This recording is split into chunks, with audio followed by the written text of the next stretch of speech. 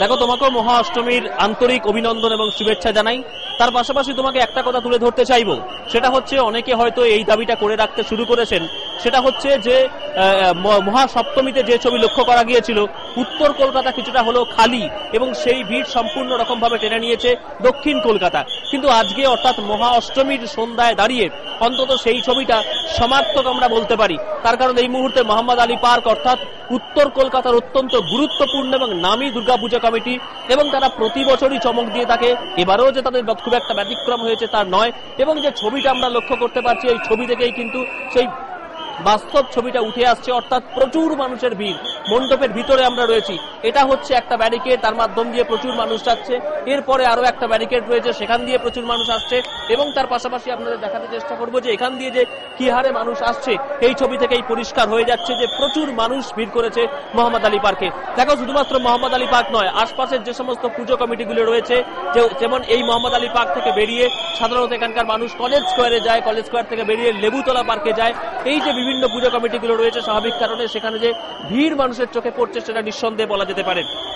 দেখো, এই মোহাম্মদ আলী পার্কের যারা উদ্যোক্তা রয়েছেন তাদের সঙ্গে কথা বলবো। দাদা, প্রতি বছর আপনাদের এই পুজো কমিটিতে মণ্ডপে প্রচুর মানুষের ভিড় হয়, এবারেও তার ব্যতিক্রম হয়নি। ভিড় সামাল দিচ্ছেন কিভাবে?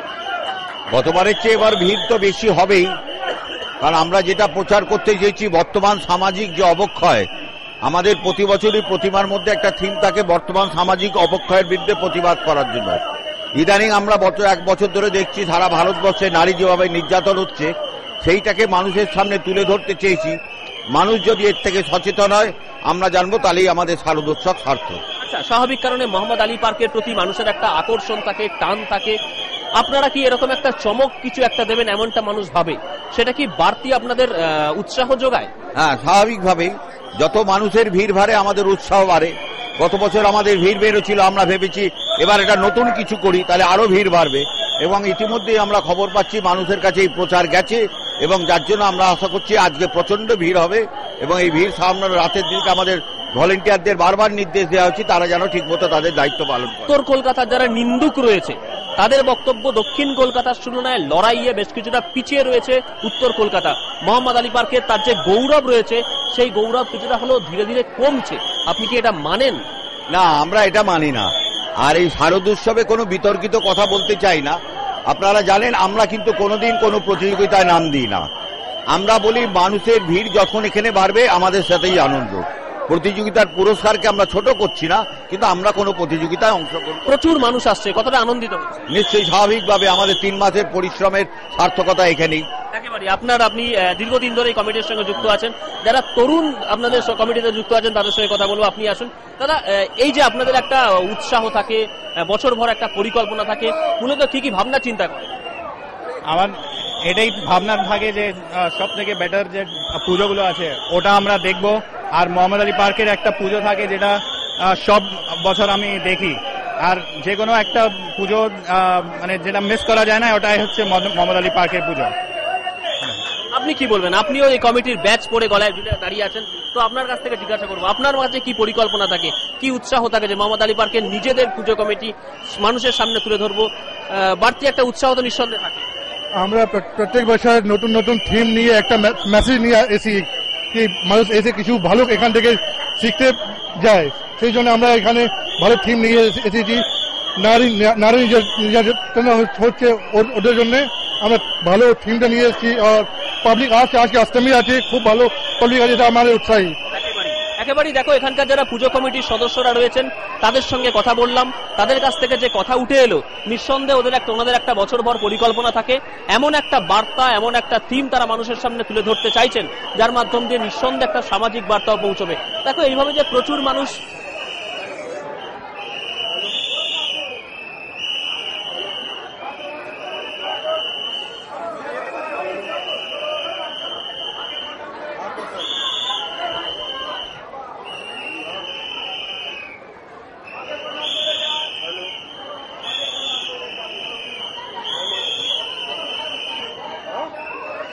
দেখো তোমাকে যে বিষয়টা বলবো, এনাদের কাছে এমন একটা বার্তা থাকে, সেটা হচ্ছে সামাজিক একটা বার্তা নিঃসন্দেহে থাকে, এবং তার পাশাপাশি মানুষের কাছে সেটা যাতে কেবলমাত্র দুর্গোৎসবকে একটা আনন্দের এই কটা দিন হিসেবে ওনারা ভাবতে চান না, ওনাদের বক্তব্য যে এমন একটা বার্তা দিতে চাইছেন যেটা বছর ভর সেই বার্তাটা সাধারণ মানুষের মধ্যে দিয়ে, অর্থাৎ এই পুজো মণ্ডপে তারা দর্শন করতে এসছেন, দেবী দুর্গাকে প্রণাম করবেন, তার কাছ থেকে আশীর্বাদ চাইবেন, এটা তো একটা সাধারণ ব্যাপার রয়েছেই। তার পাশাপাশি ওনারা বলছেন যে মানুষের মধ্যে এমন একটা বার্তা ছড়িয়ে দিতে, যে বার্তা তারা বছর ভর তাদের মনে থাকবে, অন্তত সেই সামাজিক ইস্যুটাকে তারা তুলে ধরে মানুষের উপকারে আসবে, মানুষের কাজে লাগবে, এমনটাই তারা বার্তা তুলে ধরতে পারছেন। দেখো এই যে ভিড়ের ছবিটা, জনস্রোত আমরা দেখতে পাচ্ছি, সেই জনস্রোত থেকে নিঃসন্দেহে প্রমাণ করা যেতে পারে যে মানুষ কিভাবে উৎসাহিত হয়ে মোহাম্মদ আলী পার্কে এসেছেন এবং কিভাবে মোহাম্মদ আলী পার্কে প্রতি বছর তারা আসেন এবং এবারেও তার ব্যতিক্রম হয়নি। কেউ তার বাবার কোলে চেপে আসছেন, কেউ পায়ে হেঁটে আসছেন দীর্ঘ পথ।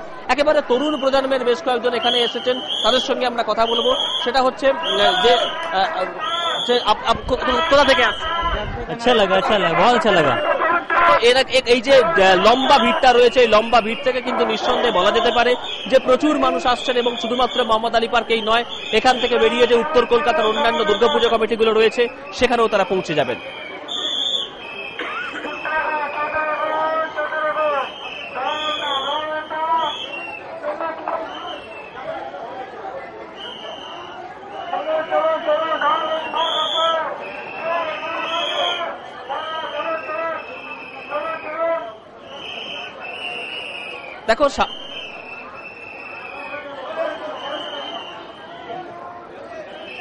দেখো তাদের সঙ্গে কথা বলা স্বাভাবিক, কারণে তারা নিরাপত্তার কাজে ব্যস্ত রয়েছেন। এতটুকু সময় তাদের কাছে নেই, তার কারণ অগণিত মানুষ এখানে আসছেন, তাদের যে নির্দিষ্ট কর্তব্য এবং কাজ রয়েছে সেই কাজগুলো তারা সামাল দেবার জন্য আসছেন। তো সেক্ষেত্রে তাদের যাতে সঠিক নির্দিষ্ট রুট করে দেওয়া যেতে পারে সেই কাজটাই তারা মূলত করছেন। দেখো এইখানে যে পরিস্থিতি আমরা দেখতে পাচ্ছি, যারা মূলত এই জায়গা দিয়ে আসছেন তাদের যাতে নির্দিষ্ট রুট মেনে তাদেরকে বাইরে বার করে দেওয়া যেতে পারে সেই কাজটাই মূলত তারা করছেন। দেখো এই যে ভিড়টা আসছে, এই ভিড় থেকে কিন্তু নিঃসন্দেহে বলা যেতে পারে যে কত মানুষ মোহাম্মদ আলী পার্কে এই মুহূর্তে এসে উপস্থিত হয়েছেন। দেখো এখানে একটা লাইন রয়েছে, এই পাশে একটা লাইন রয়েছে, এরপর আরো একটা লাইন রয়েছে, অর্থাৎ সব মিলিয়ে মোহাম্মদ আলী পার্কে এই মুহূর্তে যে জমজমাট পরিস্থিতি অষ্টমীর রাতে সেটা বলাই যেতে পারে।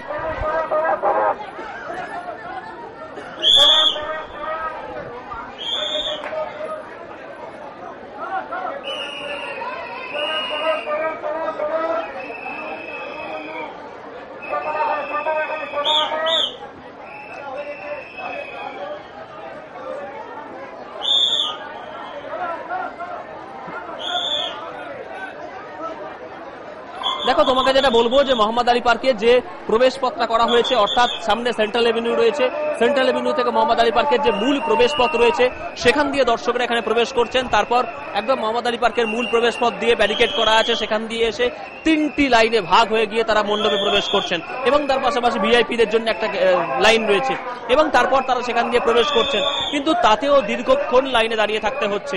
দীর্ঘক্ষণ লাইনে দাঁড়িয়ে এই কারণেই থাকতে হচ্ছে, তার কারণ এত মানুষের ভিড় রয়েছে, সেই ভিড় ঠেলে পৌঁছানো কিন্তু নিঃসন্দেহে বেশ সমস্যার মধ্যে পড়তে হচ্ছে যারা এখানে এসেছেন। আপনার সঙ্গে কথা বলবো, আপনি কোথা থেকে আসছেন?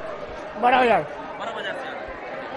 দেখো বিভিন্ন জায়গা থেকে এখানে মানুষ আসছেন, তারা মূলত যেটা প্রমাণ করতে চাইছেন, দেখতে চাইছেন যে দীর্ঘদিন ধরে তাদের একটা অপেক্ষা থাকে, সেই অপেক্ষাকে পূরণ করার জন্যই তারা কিন্তু এখানে এসে উপস্থিত হচ্ছেন।